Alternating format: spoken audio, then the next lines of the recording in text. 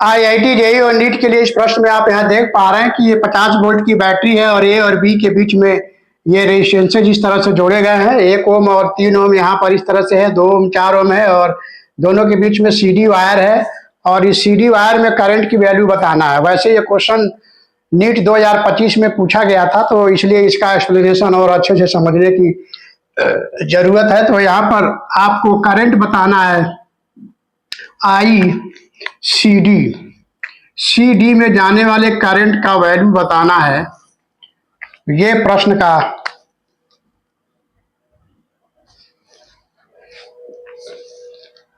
Main desired value है। CD के बीच में करंट बताना है। तो सबसे पहले इस सर्किट को हम लोग सॉल्व करेंगे। तो आप देख रहे हैं सीडी कनेक्टिंग वायर जोड़ देने से अब ये 1 ओम और 3 ओम पैरेलल हो गए, 2 ओम और 4 ओम पैरेलल हो गए, फिर ये दोनों पैरेलल होकर ऐसे सीरीज में हो गए। तो इस सर्किट को ऐसे बनाया जा सकता है।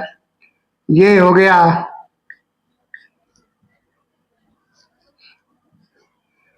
1 ओम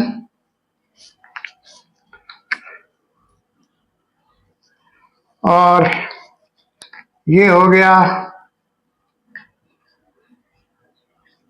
3 ओम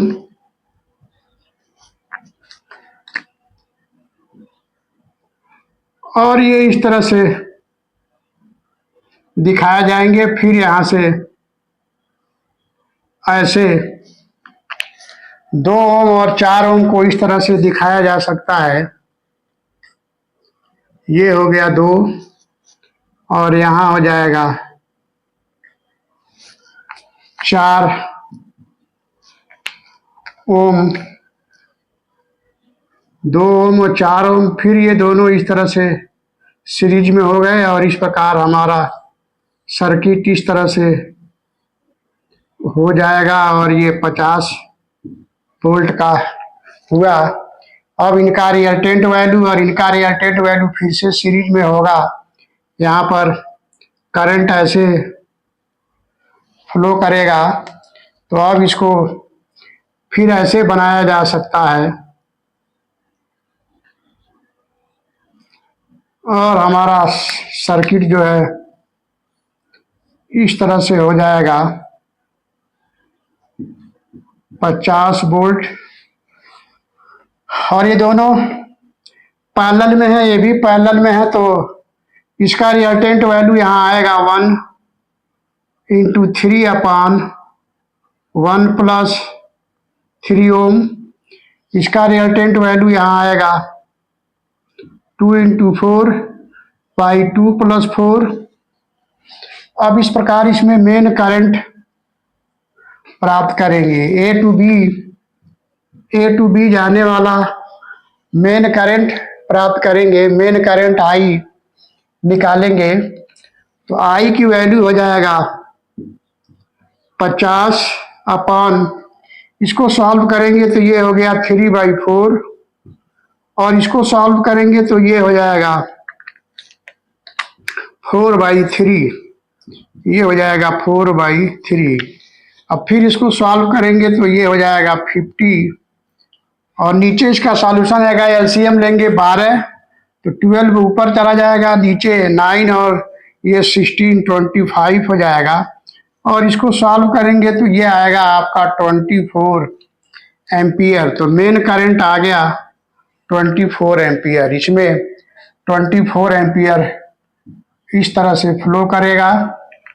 अब 24 एम्पियर जो है यहाँ डिवाइड होगा इसमें और इसमें, इसमें और इसमें डिवाइड होगा। तो जैसा कि आप जानते हैं करंट जो होता है रेजिस्टेंस के इन्वर्सली प्रोपोर्शन में होता है, तो इसलिए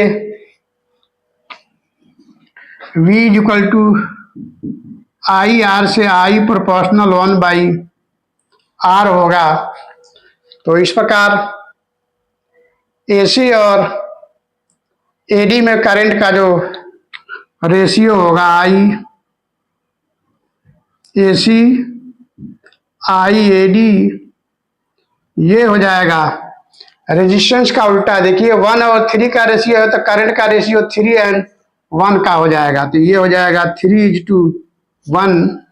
तो इस प्रकार IAC आप निकालेंगे 3/4 का, तो ये आ जाएगा 18 एम्पियर आएगा। इसी तरह से इस वाले पार्ट में और इस वाले पार्ट में, ऊपर और नीचे वाले पार्ट में, यानी CB पार्ट में और DB पार्ट में करंट का रेशियो निकालेंगे। तो आइए देखते हैं,